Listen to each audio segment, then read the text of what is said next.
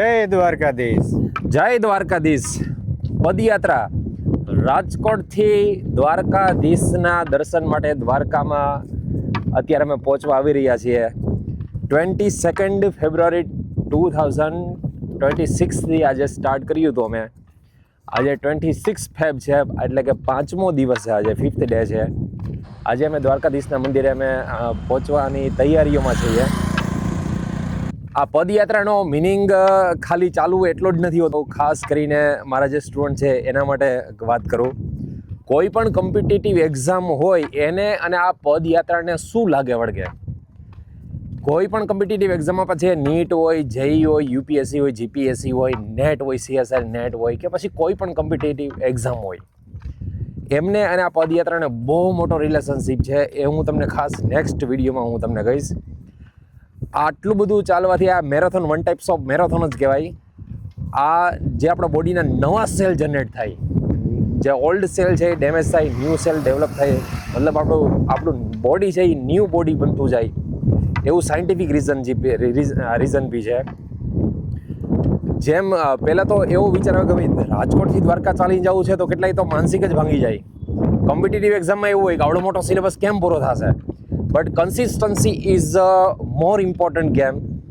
તમારી જો કન્સિસ્ટન્સી હોય એકધારી, નહીં ઉતાવળથી ચાલવાની, નહીં બહુ ધીમું ચાલવાની, બટ કન્સિસ્ટન્સી છે ને એ ખતરનાક ગેમ છે. એ જેને સમજાઈ ગઈ એ રાજકોટથી દ્વારકા ચાલીને બી આવી શકે, કોઈ પણ કોમ્પિટિટિવ એક્ઝામ ક્લિયર બી કરી શકે ટોપ રેન્ક સાથે. અમે દ્વારકા મંદિરે આજે પહોંચી જશું. આજે 5th ડે છે અમારો. અમે રાજકોટથી નીકળ્યા હતા સૌથી પહેલાં 22 ફેબ્રુઆરી 22 ફેબ્રુઆરીના સવારના અર્લી મોર્નિંગ સ્ટાર્ટ કર્યું હતું. બપોરના સમયે અમે લંચ છે એ નિકાવામાં સંજયભાઈ માલવિયા છે એમના ફાર્મ ઉપર લીધું હતું. પછી ત્યાંથી અમે પાછા આરામ કરીને ચાલીને ગયા હતા કાલાવડની અંદર સેફ્રોન સ્કૂલ છે રૂપારેલિયા સાહેબની. એમનો પણ ખૂબ ખૂબ આભાર, સંજયભાઈનો પણ ખૂબ ખૂબ આભાર કે એમનો ઉતાર આપ્યા હતા. અને ત્યાં અમે રાતવાસો કર્યો હતો, ડિનર ત્યાં કર્યું હતું અમે. 23rd પછી ત્યાં આરામ કરીને 23rd અર્લી મોર્નિંગ ત્યાંથી ફરી પાછું અમે સ્ટાર્ટ કરી હતું પદયાત્રા. અમારી સેકન્ડ ડે હતો અમારો. અને ત્યાંથી અમે ચાલીને અમે સવારમાં અર્લી મોર્નિંગ મછલીવડ ગામ છે ત્યાં કેળની જે ઝાડવા છે એની નીચે અમે ત્યાં નાસ્તો કરેલો હતો સવારમાં. પછી ત્યાંથી અમે બપોરે ચાલતા ગયા. અરલા છે, છત્તર મોટા પાસ દેવડા, પછી નાના પાસ દેવડા, એના પછી કથિરિયાભાઈ. શું નામ હતું કથિરિયાભાઈ?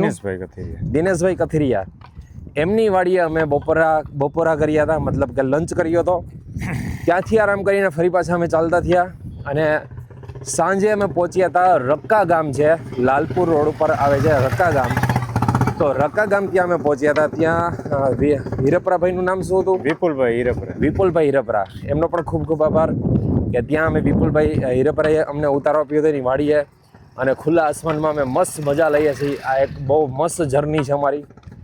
ત્યાંથી આરામ કરીને પાછા અમે 3rd ડે ત્યાંથી ચાલવાનું સ્ટાર્ટ કર્યું હતું. અને 3rd ડેના અમે લાલપુર ત્યાંથી આગળ અમે નાસ્તો કરેલો હતો. અને લંચ આપણે ત્યાં એક્ઝેક્ટ કઈ જગ્યાએ કરેલો હતો ભાઈ? 3rd ડેના બબરજર.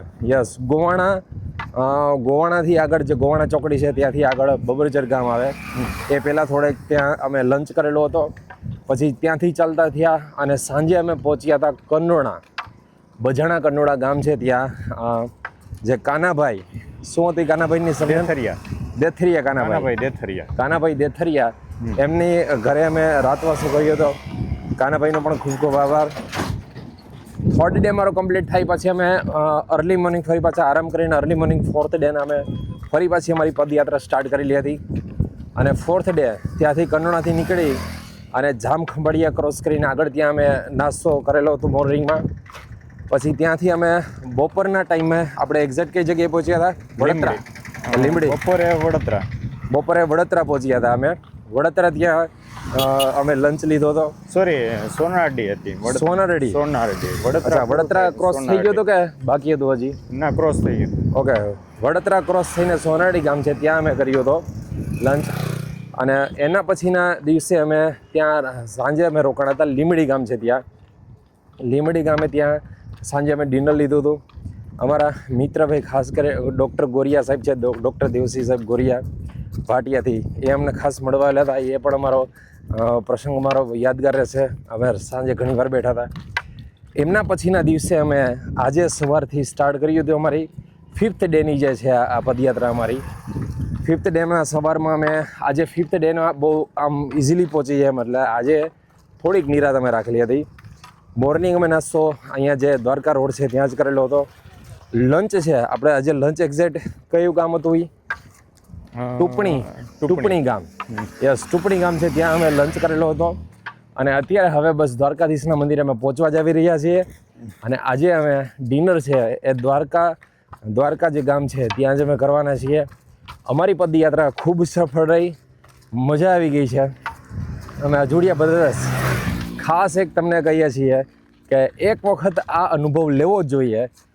આપણા ફિનોલના ટ્રસ્ટી વ્રજેશભાઈ આ 7મી વખત જાય છે અને હું જે છે એ ફોર્થ ટાઈમ 4થી વખત અહીંયા દ્વારકાધીશના મંદિરે ચાલીને, રાજકોટથી દ્વારકાધીશના મંદિરે ચાલીને અમે દર્શન કરવા આવ્યા છીએ.